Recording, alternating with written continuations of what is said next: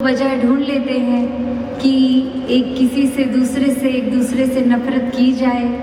एक कोई भाव, कोई भी वजह, ये दिमाग ये कल्पना कर लेता है कि हम शायद ऊंचे हैं और बाकी हमसे नीचे हैं। हम किसी जगह पर जन्म लिए हैं तो हमारे कल्चर वाले ही श्रेष्ठ हैं। नहीं, ये तो परमात्मा ने पूरी सृष्टि की उपज की है, हर एक की है। तो जितना परमात्मा एक इंसान में है उतना ही दूसरे में हर कोई श्रेष्ठ है। कोई ऊंच नीच, जाति पाति, भेदभाव ऐसे ना हो। और आजकल जिस तरह एक संसार ने वो रूप ले लिया है कि नए और चाहे टेक्नोलॉजी, एक इंटेंशन तो अच्छाई का ही टेक्नोलॉजी डिज़ाइन करने वालों का भी रहता है, पर उसको भी किस तरह दुरुपयोग किया जा रहा है। अब जहाँ पहले एक छोटे दायरे तक ही सीमित अगर किसी का भाव किसी के प्रति नेगेटिव होता था, अब तो कभी फैक्ट चेकिंग होती है, नहीं होती। बस एक कुछ नज़र है तो अपनी बात हर कोई बिना एक सच की बुनियाद पे भी फैला देता है बहुत जल्दी। तो बात यही है कि ये आत्ममंथन किया जाए हर एक का, अपने अंदर ही हर एक ने जो करना है कि कैसे एक वाक्य ही क्या हम इस सच्चाई से अलाइंड हैं कि नहीं। ये आत्ममंथन सिर्फ कोई दिमाग से नहीं सोचना, एक अपने अंदर आध्यात्मिक रूप में ये आत्ममंथन भी करना है। क्योंकि जब ये आध्यात्मिकता, ये स्पिरिचुअलिटी का फाउंडेशन ही सही होता है, फिर एक सोशल, एक डे टू डे तरीके पे ये दिमाग भी सही सोचता है।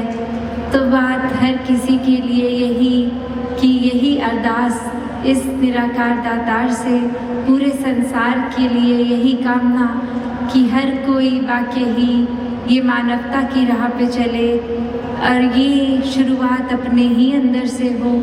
खुद पे ये सुधार करते जाएं, हर पल सोच के कि कहाँ जाना है, क्या रास्ता अपनाना है, कैसी सोच रखनी है।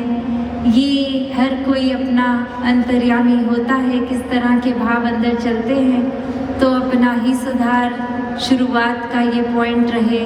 और जब ये एक नियत, इंटेंशन होती है हर पल खुद पे काम करने की, तो वही ये स्टार्टिंग पॉइंट जब सुधार का हम है, तो फिर ये आउटर भी एक दायरा बनता है। फिर खुद जो अक्सर बात होती है कि खुद हम सुधरते हैं तो पूरा संसार सुधर जाता है। हमारी सोच, हमारे मन के भाव ठीक रहते हैं तो फिर वैसा ही एक असर हर एक पे आता है, हर कोई उस तरह से फिर उसी रूप में ढलता है। तो ये प्रयास खुद से खुद तक का, ये भीतर की जर्नी है।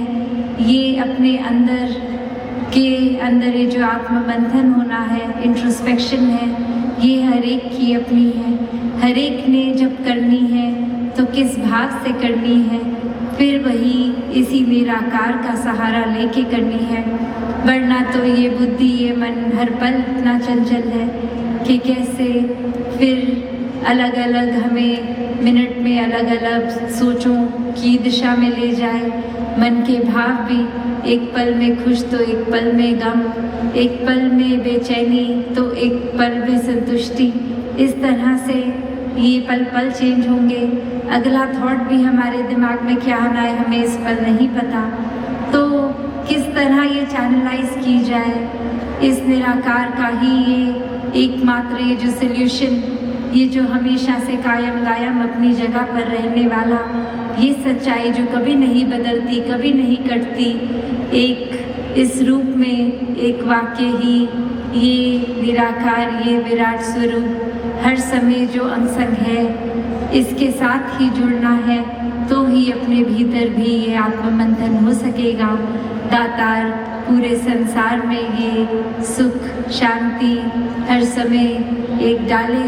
ये हर एक मनुष्य के अंदर एक भाव ऐसे ही हूँ कि एक सुधार के प्रति नियत रहे, अपने अंदर भी और संसार के सामाजिक रूप में भी ये सेवा की जा सके।